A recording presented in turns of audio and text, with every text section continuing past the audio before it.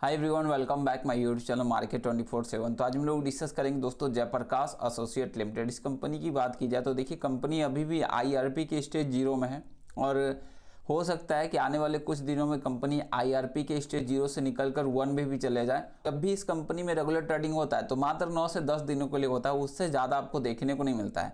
तो हो सकता है कि बुधवार तक यहाँ पर आपको कंपनी रेगुलर ट्रेडिंग हो वहीं से बंद होते हुए निकल के आए, क्योंकि टाइम अब लगभग पूरा होने ही वाला है। एंड यहाँ से अब आगे बात करें तो देखिए कल 2 अपडेट भी निकल के आए, जो भी खबर है डिटेल में डिस्कस करेंगे। आगे बढ़ने से पहले प्लीज़ चैनल को सब्सक्राइब कीजिएगा एंड वीडियो को लाइक करना ना भूलेगा। जैसा कि देख सकते हो पिछले ट्रेडिंग सेशन में गिरावट देखने को मिली और कंपनी में अभी रेगुलर ट्रेडिंग शुरू है और कल फ्राइडे भी था और रिव्यू भी हुआ होगा, बट अभी तक डाला नहीं गया है एंड आईआरपी के स्टेज 1 में नहीं डाला गया है। और यहाँ से बात कर ले तो जैसा कि देख सकते हो पिछले ट्रेडिंग सेशन में 9 लाख के समथिंग क्वांटिटी ट्रेड हुए हैं एंड डिलीवरी लगभग 100% ही होता हुआ निकल गया। तो आंकड़े काफ़ी अभी भी लो देखने को मिलते हैं और कंपनी कुछ दिन पहले 3 रुपये के नीचे गई थी और लगातार अब लोअर सर्किट ही लग रहा था। जैसे ही रेगुलर ट्रेडिंग शुरू हुआ है तो कंपनी में एक अच्छी खासी तेज़ी भी देखने को मिली है।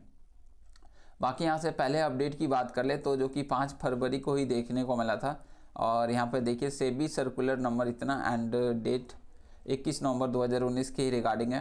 तो क्या हुआ है, तो we enclose herewith the event disclosure of the default on payment and interest repayment principal amount on the loan from bank financial institution in the specified format. तो यहाँ पे देखिए जनवरी मंथ के लिए दोस्तों जो ईएमआई या तो इंटरेस्ट रीपेमेंट जो भी कंपनी नहीं चुका पाई है, डिफॉल्ट होता हुआ निकल के आया है और यहाँ पे अपडेट देखने को मिल चुका। और यहाँ पे अगर आप देखोगे तो लेंडर्स का नाम दिया गया, 4 फरवरी को अपडेट आया था एंड सारे जो भी लेंडर्स हैं जितने भी पैसे बाकी है, या वो एसबीआई हो, यस बैंक हो, आईसीसीआई हो, एक्सिस हो, सारे बैंक ओवरसीज, इंडियन ओवरसीज हो, आईडीबीआई हो, सारे बैंक के नाम लेंडर्स के नाम दिए गए और डिफ़ॉल्ट होता हुआ निकल गया।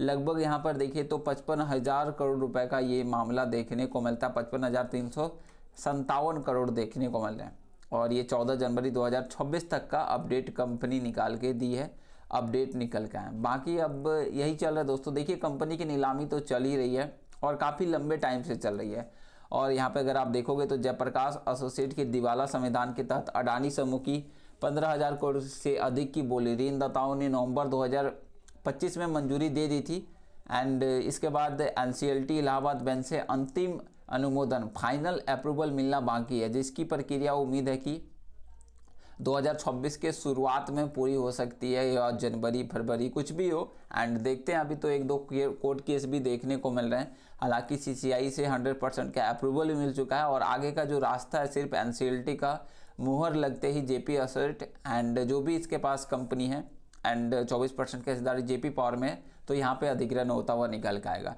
बाकी एक और नोटिस की बात की जाए जो कि कल ही आया है 6 फरवरी 2026 को। देखिए कंपनी बता रही थी कि मीटिंग रखी थी एंड 4 फरवरी 2026 को कंपनी बताई थी, इन्फॉर्म यू डेट 26 नंबर का जो मीटिंग था। और यहाँ पर देखिए तो कुछ रीजन की वजह से एंड यहाँ पे कंपनी ने नहीं किया है इस मीटिंग को, तो सीओसी के द्वारा ये मीटिंग होता हुआ निकल के नहीं आया। और यहाँ से आगे ले चलते हैं आपको अपडेट के ऊपर। सबसे पहले अपडेट की लगातार यहाँ पर अगर आप देखोगे तो कुछ ऐसे जोखिम भी है निवेशकों के लिए कहना। और यहाँ पर अगर आप देखोगे तो जो जेपी एसोसिएट दोस्तों दिवाला होने के प्रक्रिया के बाद जो अडानी समूह द्वारा अधिग्रहण की संभावना के बीच मौजूदा इक्विटी शेयर धारकों का पैसा डूबने का काफ़ी ज़्यादा जोखिम देखने को मिलता है, क्योंकि कंपनी के पास अगर आप देखोगे तो 57,000 करोड़ से अधिक का कर्जा और ऐतिहासिक रूप से ऐसे मामले में और मतलब 90% कहा जाता है कि ऐसे मामले में क्या होता है तो बहुत इन्वेस्टर बहुत और शेयर धारकों का बहुत कमी हो जाता है और या तो शून्य ही वैल्यू मिलता हुआ निकल के आता है। और ऐसे पिछले कुछ उदाहरण की हम लोग बात करेंगे तो इससे पहले 2021 में अगर आप देखोगे तो जेपी इंफ्राटेक नाम की एक कंपनी थी जो कि दिवालिया हुई थी और तब इक्विटी शेयर धारक को कुछ नहीं मिला। जेपी पावर वेंचर के कर्ज पुनर्गठन डेब्ट रिकंस्ट्रक्शन में भी शेयर धारकों की वैल्यू कम बची थी, ध्यान रखिएगा। तो जब भी कोई कंपनी इंसॉल्वेंसी में जाती है तो शेयर धारकों का लगभग पैसा बहुत कम या तो कहिए तो थोड़ा बहुत ही मिलता है या ना के बराबर भी मिलता है। और मौजूदा स्थिति में जेपी एसोसिएट के एसेट सीमेंट रियल इस्टेट 13,500 से 17,000 करोड़ रुपए के खरीदने की प्रक्रिया चल रही है, जबकि कर्ज की बात करें तो कई गुना देखने को मिलता है। और इन्वेस्टर का पैसा डूब सकता है। एंड क्यों डूब सकता है, तो जब कोई इंसॉल्वेंसी बैंकरप्टी कोड आईबीसी तहत बिकती है तो सबसे पहले क्रेडिटर्स का कर चुकाया जाता है। जो अभी आपने नोटिस देखा कि पैसा नहीं दे रही है कंपनी या वो सारे बैंक हो लेंडर्स हो, तो पहले उसका पैसा चुकता है। फिर इक्विटी शेयरधारकों को तभी कुछ मिलता है जब खरीदार द्वारा दी गई राशि में से सभी कर चुकाने के बाद बचती है। तो जेपी के मामले में संदिग्ध है, मतलब कि अभी संशय है और अभी कुछ कहा नहीं जा सकता है, लेकिन चेतावनी है, देख सकते हो कि विशेष संकेत दे रहे हैं कि यह एक वित्तीय संकट में फंसी कंपनी जो कि मौजूदा रैली सट्टा पर आधारित हो सकती है।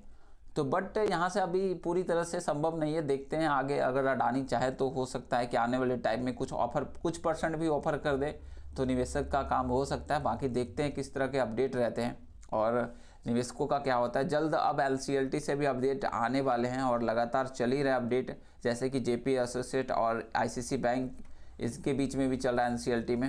एंड लगभग 17 फरवरी को इसका अपडेट आना है, देखते हैं वहाँ से क्या अपडेट निकल के आता है। अगर ये सब जब तक फाइनल नहीं होता है तब तक एनसीएलटी भी अप्रूवल नहीं देता है। तो देख आगे जो भी खबर आता है। बाकी आने वाले टाइम में कंपनी के Q3 के रिजल्ट भी हैं और फिर रिजल्ट किस तरह से आता है, कंपनी का रिजल्ट बेहतर आता है तो ये भी एक अच्छी खबर होगी। बाकी मिलते हैं नेक्स्ट वीडियो में। बाकी मिलते हैं नेक्स्ट वीडियो में। Thanks for watching. जय हिंद, जय Bharat. Please share, subscribe and like.